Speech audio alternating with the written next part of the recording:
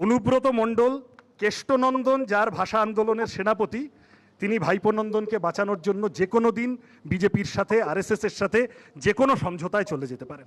8 জন তৃণমূলের MP CA এর বিরুদ্ধে ভোট দিতে যাননি। আমার মনে হয় করার থেকে বাঁচতে সবচেয়ে ভালো কাস্তে। তৃণমূল ভোটে জেতার জন্য যা খুশি করতে পারে। এই যে মা বাবার জন্মের কাগজ, জমির কাগজ, এগুলো কার কাছে থাকে না আমাদের দেশে? গরিব মানুষের কাছে না থাকার প্রবাবিলিটি, সম্ভাবনা বেশি। কার বদান্যতায় পশ্চিমবঙ্গে কাজ নেই? চাকাটা খানিকটা ঘুরতে শুরু করলো 77-এর পর। ধান চাষ, পাট চাষ, আলু চাষ, মাছ চাষ, সবজি চাষে 1 নম্বরে বাংলা। বুদ্ধদেব ভট্টাচার্যের বাংলা কর্মসংস্থান তৈরিতে গোটা দেশের মধ্যে 1 নম্বরে। বাংলার মানুষ বামফ্রন্টকে ধরে আবার আস্তে আস্তে এগোনোর কথা ভাবতে থাকলো। এটা ঘেঁটে গেল তৃণমূল আসার পর। ভয়ানক দুর্নীতি, কয়লা, গরু, বালি, চাকরি, লটারি থেকে এখন আলিপুর চিড়িয়াখানার পশু অব্দি ছাড় পাচ্ছে না। শুরুটা হলো শহীদ দিবসে পাগলু ডান্স দিয়ে। টালিগঞ্জে এক তৃণমূলের নেতা নিজের মেয়েকে ধর্ষণের অভিযোগে গ্রেপ্তার হয়েছে। নমস্কার, চলবে রণজিতে আপনাদের সবাইকে স্বাগত। আপনাদের ভালো রাখতে এই সমাজকে ভালো করে গড়ে তোলার প্রয়াসই এই প্রতিবেদনের অবতারণা। সৃজন ভট্টাচার্য যে বক্তব্য রাখলেন গতকাল, আপনারা হয়তো অনেকে এবিপি আনন্দের পর্দায় দেখেছেন। আমি একটু আলাদা করে এটা কেন আজকে তুলে ধরছি, 2026-এর নির্বাচনে এই ধরনের বক্তব্যগুলো সামনে আরও আসা প্রয়োজন। দেখুন, এই দেবাংশু এরা কতটা পড়াশোনা করেছে আমি জানি না, কথাবার্তায় সেই পরিশীলিত পরিমার্জিত শিক্ষার ছাপটা দেখি না। না হলে ওর কবিতা টবিতা যেগুলো আওড়ায় ওই এপাং ওপাং ঝপাং টাইপের। এবং এই সৃজনের বক্তব্য শুনে রাতে নাকি আতঙ্কে বারবার ওর ঘুম ভেঙে গেছে। ভাঙারই কথা, কেন জানেন? কারণ যে নেতা হতে গেলে এত পড়াশোনা করার প্রয়োজন, তৃণমূলে তো এগুলোর কোনো প্রয়োজন নেই। ওই আংবাং চাং কিছু বলে দিলেই হয়ে যায়।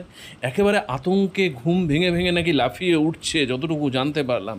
আপনারা একটু শুনুন, শুনলেই বুঝবেন কি পরিশীলিত পরিমার্জিত একেবারে মিষ্টি ভাষায় বিপক্ষকে কিভাবে ধুইয়ে দেওয়া যায়, একেবারে বাউন্ডারির বাইরে পার করে দেওয়া যায়, সেটা দেখালেন সৃজন ভট্টাচার্য। কথা বাড়াবো না, শুনুন। যদি ভালো লাগে লাইক শেয়ারের মধ্য দিয়ে অনেক মানুষের মধ্যে ছড়িয়ে দেবেন প্রতিবেদনটি। ধন্যবাদ।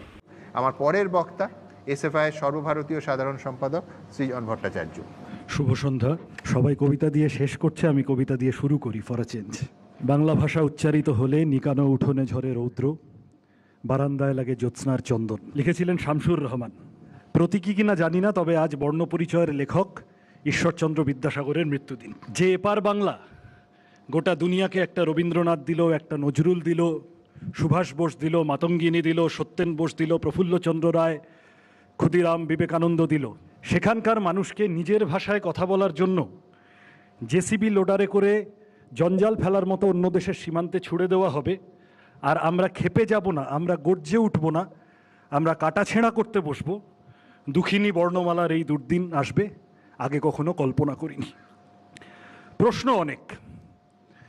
যদি ভোটার বেআইনি হয়, তাহলে সেই ভোটে যারা জিতলেন তারা বেআইনি হবেন না কেন?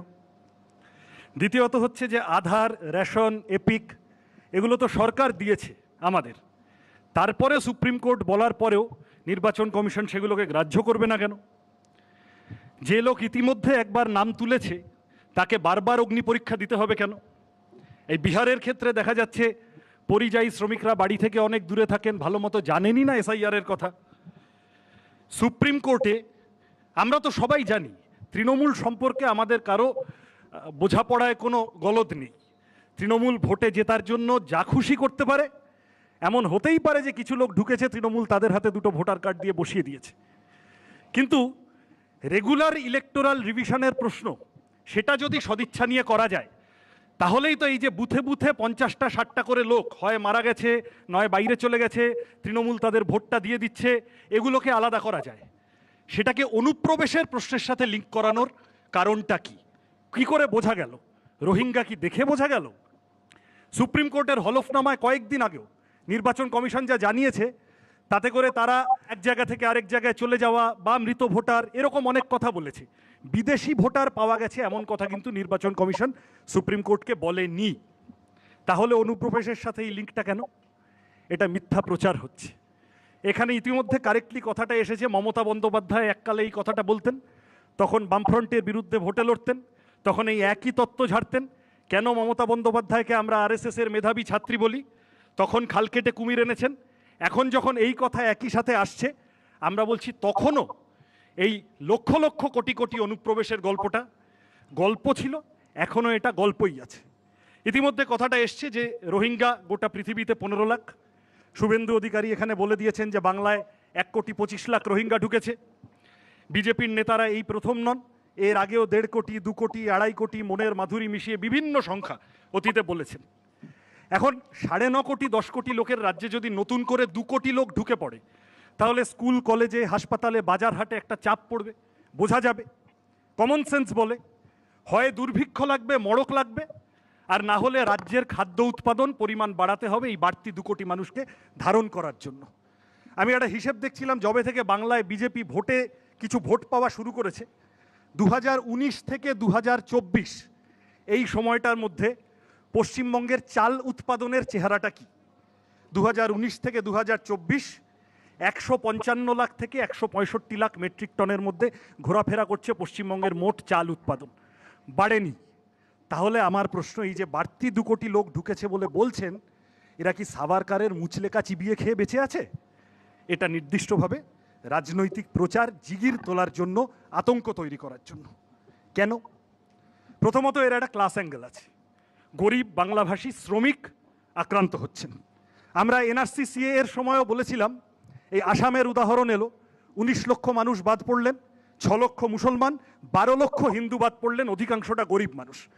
এই যে মা বাবার জন্মের কাগজ, জমির কাগজ, এগুলো কার কাছে থাকে না আমাদের দেশে? গরিব মানুষের কাছে না থাকার প্রবাবিলিটি, সম্ভাবনা বেশি। হিন্দু প্রধান দেশ, হিন্দু প্রধান রাজ্য, গরিব মানুষের মধ্যেও অধিকাংশটা হিন্দু। এই সব যদি এইভাবে ঘাড়ে ধরে লাগু করার চেষ্টা হয়, তাহলে অধিকাংশ ক্ষেত্রে হিন্দু মানুষ বাদ পড়ে যাওয়ার, গরিব মানুষ বাদ পড়ে যাওয়ার সম্ভাবনা আছে। যা হচ্ছে গোটা চারপাশ জুড়ে। এনআরসির সময়ও মনে হয়েছিল, এখন আবার মনে হচ্ছে এ আসলে গরিব মানুষকে, শ্রমজীবী মানুষকে বেনাগরিক করে দেওয়া, তার নাগরিক অধিকার, তার ভোটাধিকার, তার কাজের অধিকার সব কেড়ে নিয়ে তাকে সেকেন্ড ক্লাস সিটিজেন করে দেওয়ার চক্রান্ত। তার সাথে এখন যুক্ত হয়েছে, আগের কথাটির সাথে এখন ন্যাচারালি পরের প্রশ্নটা এটাও আসে যে তাহলে আমাদের রাজ্য থেকে এত এত পরিযায়ী শ্রমিক হতে হচ্ছে কেন? কার বদান্যতায় পশ্চিমবঙ্গে কাজ নেই? এর সাথে যেটা যুক্ত হয়েছে সেটা হলো বিজেপি আরএসএস এর নির্দিষ্ট বাংলা বিদ্বেষ, গরিব বিদ্বেষ, শ্রমজীবী বিদ্বেষের সাথে যুক্ত হয়েছে বাংলা বিদ্বেষ। আমি এখানে একটু আলোচনাটাকে প্রসারিত করতে চাইব, একটু পিছনে যেতে চাইব। মুঘল আমলে বেঙ্গল সুবা, ব্রিটিশ আমলে বেঙ্গল প্রেসিডেন্সি, গোটা দেশের রাজনীতি, অর্থনীতি, সংস্কৃতি, প্রতিটি প্রশ্নে গুরুত্বপূর্ণ কেন্দ্র, হয়তোবা সব থেকে গুরুত্বপূর্ণ কেন্দ্র। ব্রিটিশ বিরোধিতার প্রশ্নেও, প্রতিষ্ঠান বিরোধিতার প্রশ্নেও, সশস্ত্র আন্দোলন, স্বাধীনতা সংগ্রাম, বাংলা একটা সেন্টার, গুরুত্বপূর্ণ কেন্দ্র। এই যে বাংলার প্রতিষ্ঠান বিরোধিতার ইতিহাস, এখান থেকে খানিকটা ভয় পেয়ে, এই বিরূপ অভিজ্ঞতা থেকেই সম্ভবত যখন দেশভাগ করা হলো, বাংলার ওপর দিয়ে দেশভাগের ক্ষত চিরে দেওয়া হলো। আপনি যদি আন্দামানের সেলুলার জেলে যান, দেখবেন সব থেকে বেশি স্বাধীনতা সংগ্রামী বাংলা, তারপরে পাঞ্জাব।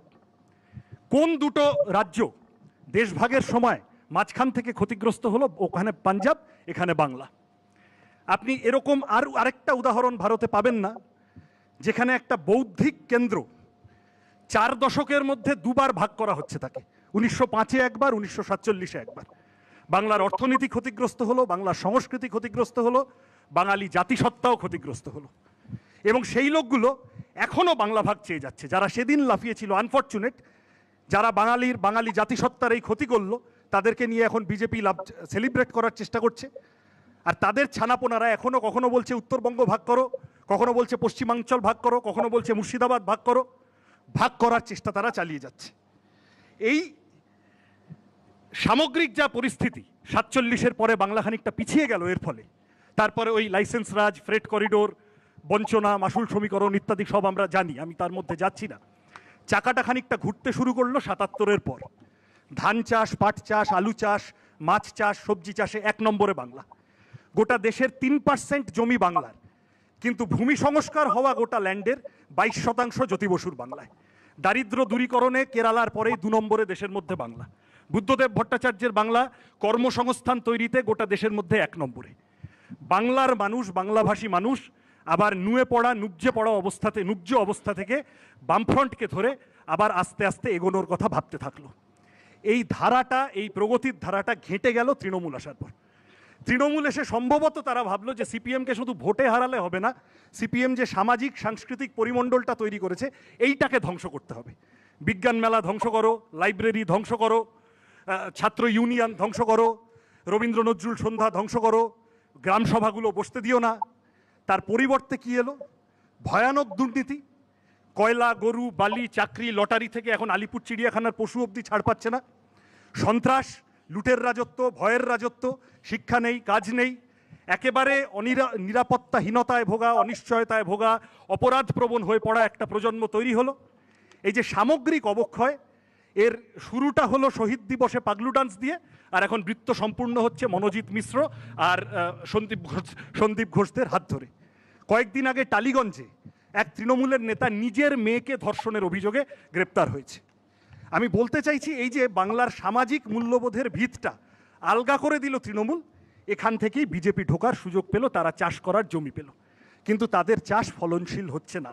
গত 7-8 বছর হয়ে চলেছে, প্রত্যেকবার তারা আলু ফাঁক, শশা ফাঁক, বেগুন ফাঁক বলেই চলেছে, চিচিং ফাঁক আর হচ্ছে না, 26-এও হবে না। আমার ধারণা এর 3টে কারণ আছে কেন বাংলার মানুষের সাথে বিজেপির কিছুতেই খাপ খায় না। এক হচ্ছে নবজাগরণ, তা নিয়ে বিতর্ক আছে একাডেমিক্সে, কিন্তু তার সামগ্রিক প্রভাব প্রসার একটা তো বাংলার সমাজের উপর তার ইম্প্যাক্ট আছে। আধুনিকতা, যুক্তিবাদ, ভেদাভেদের ঊর্ধ্বে উঠে সমাজকে দেখা। দ্বিতীয়, অবশ্যই বামপন্থী আন্দোলন গত 100 বছরে, শ্রমিক আন্দোলন, কৃষক আন্দোলন, শ্রেণী আন্দোলন। এবং তৃতীয়ত, খুব গুরুত্বপূর্ণ, এইসবের অনেক আগে থেকে বাংলার সমাজে একটা সহজাত মিশ্র সংস্কৃতির ধারা, জীবনচর্যার ধারা হয়ে এসেছে, চলে এসেছে। আমরা অনেক আগে থেকে হিন্দু মুসলমান একসাথে সত্যপীর বা ওলা বিবিকে পুজো করি। আমাদের এখানে আমরা ভক্তি আন্দোলনের প্রভাব পেয়েছি, চৈতন্যদেবকে পেয়েছি, লালন ফকিরকে পেয়েছি। হিন্দু ধর্মের মধ্যে রামকৃষ্ণদেব বা বিবেকানন্দরা সহিষ্ণুতার পাঠ দিয়েছেন। ইসলাম দেশের এই অংশে এসেছে সুফিবাদের হাত ধরে। এই সব মিলিয়ে আমাদের বাংলা ক্যালেন্ডার এই মিশ্র সংস্কৃতির প্রতিফলন। এই সব মিলিয়ে বাংলার যা সামাজিক গাঁথনি, আমি দেখছিলাম, খোঁজ করছিলাম ক্ষিতিমোহন সেনকে বাংলার সাধনা নিয়ে, তার মুখবন্ধে ক্ষিতিমোহন সেন লিখছেন যে রবীন্দ্রনাথ তাকে বলছেন, বাংলাদেশ দেবভূমি নয়, এদেশ মানবের দেশ। দেবতাকেও সে ঘরের মানুষ করে নিয়েছে। দেবতাকে প্রেমের জন বলে দেখেছেন বলে বাংলাদেশের সাধকেরা তাদের রচনায় যে দরদ দেখিয়েছেন, সে দরদ আমরা শাস্ত্রপন্থীদের কাছে আশাই করতে পারি না। বাংলায় আমাদের দেবতারা আমাদের মানুষের মতো অনেক কাছাকাছি মানব ধর্মের, তারা সারাক্ষণ দাঁত কিড়মির করেন না। আজকে বিজেপি এসে যতই মসজিদের সামনে গিয়ে ডিজে বাজিয়ে হিন্দু ধর্মের আস্ফালনের চেহারাটা দেখানোর চেষ্টা করুক, আসলে বাংলার এই মিশ্র সংস্কৃতির ধারা বিজেপির সামনে একটা অনতিক্রম্য পাহাড়ের মতো দাঁড়িয়ে আছে, যেটা তারা, it is a tough nut two crack for them, তারা কিছুতেই সেটা এই লক্কট ব্রেক করতে পারছে না। এই রাগ থেকে বাংলা বিদ্বেষ, এবং এই বাংলা বিদ্বেষ কেউ ভাবছেন, ইতিমধ্যে কথাটা এসেছে যে ও তো সংখ্যালঘু মানুষ, ও তো গরিব মানুষ। আমি খালি উল্লেখ করাবো, কয়েকদিন আগে দিল্লির সিআর পার্ক, উচ্চবিত্ত, উচ্চ মধ্যবিত্ত, উচ্চ বর্ণের হিন্দু বাঙালিদের মূলত অবস্থান। সেখানে মাছের বাজারে বজরং দল মার্কা কিছু লোক চলে গিয়েছিল, বাঙালি এলাকায় মাছের বাজার বন্ধ করতে হবে। এরকম ভাবার কোনো কারণ নেই যে ঘুঁটে পুড়বে আর গোবর আজকে হাসছে মানে কালকেও হাসতে পারবে। এই যে সামগ্রিক যা ভোটার তালিকা নিয়ে গন্ডগোল হচ্ছে, যা প্রশ্ন আছে, এগুলোর জন্য অন্যান্য পদ্ধতি আছে, কিন্তু ভোটার তালিকা সংশোধনের প্রশ্নটিকে অনুপ্রবেশের গল্প দিয়ে আতঙ্ক তৈরি করার সাথে জুড়ে দেওয়া আসলে বাংলার গরিব মানুষের প্রতি বিদ্বেষ, বাংলার মানুষের প্রতি বিদ্বেষ, এই দুটোকে একসাথে নিয়ে ককটেল হিসেবে বিজেপি হাজির করার চেষ্টা করছে। একে রোখা দরকার। আমি শেষ করব শুধু এই কথা বলে যে শুভনন্দনের হাতেও বাংলা ভাষা নিরাপদ নয়। অনুব্রত মণ্ডল, কেষ্টনন্দন যার ভাষা আন্দোলনের সেনাপতি, তিনি ভাইপোনন্দনকে বাঁচানোর জন্য যে কোনো দিন বিজেপির সাথে, আরএসএসের সাথে যে কোনো সমঝোতায় চলে যেতে পারেন। আমাদের মনে আছে আজ থেকে 5 বছর আগে যখন এইসব হচ্ছিল, এনআরসি সিএএ নিয়ে বনগাঁয় রাজারহাটে ডিটেনশন ক্যাম্প করার তোড়জোড় শুরু হয়ে গিয়েছিল। আজকে সুভাষ মুখোপাধ্যায় বেঁচে থাকলে অবশ্যই আজকের তৃণমূলকে দেখে লিখতেন, বাংলা ভাষার এক মাধুর্য, মুখে ক্যা ক্যা ছি ছি বলে স্বচ্ছন্দে পার্লামেন্টে সিএএ এর বিরুদ্ধে ভোট না দিয়ে চলে আসা যায়। 8 জন তৃণমূলের এমপি বাংলার মানুষের প্রতি অপরাধ করেছিলেন, সিএএ এর বিরুদ্ধে ভোট দিতে যাননি। এই যা আজকে আমি শেষ করবো এই কথা বলে, কেবল আজকে সুমনদা যে বিষয় আশয় রেখেছেন, বাংলা বামপন্থীদের হাতে, বামপন্থীদের হাত ধরে বাংলা অতীতেও এগিয়েছে, ভবিষ্যতে এগোনোর প্রশ্নে অবশ্যই শাখের করাত দুটোর মাঝখানে পড়ে গেছে বাঙালি। আমার মনে হয় করাত থেকে বাঁচতে সবচেয়ে ভালো কাস্তে। ধন্যবাদ। চমৎকার।